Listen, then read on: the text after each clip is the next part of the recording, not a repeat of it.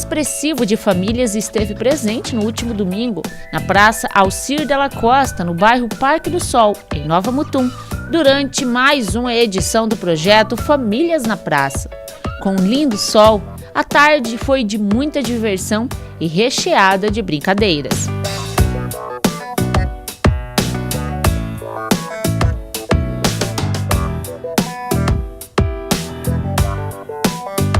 Mais uma edição nesse mês de julho agora, mês de junho, aqui na Praça Parque do Sol.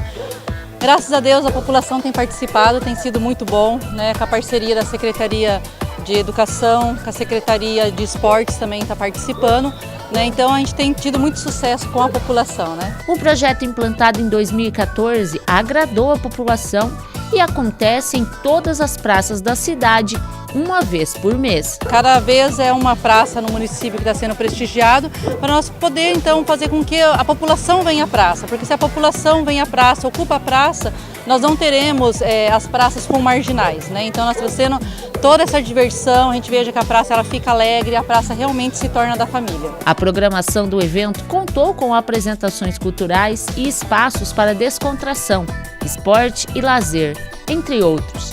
As crianças puderam se divertir através de pula-pula, pinturas e outras ações. Quem prestigiou apoia a iniciativa. É muito bom, né? Muito bom para a família ficar junto também, né? É bom.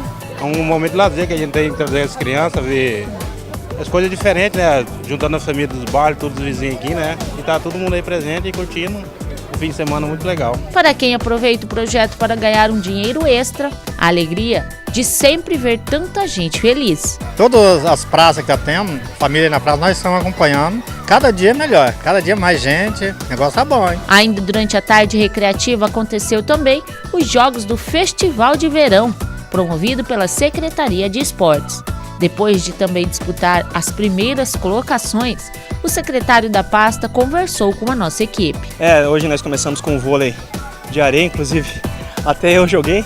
E assim, juntou, né, família na praça, uma coisa que já é tradicional no município, todo mundo gosta, tá cheio de gente participando.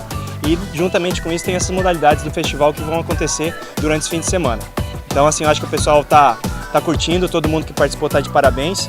E dessa forma a gente ocupa as praças de uma maneira sadia.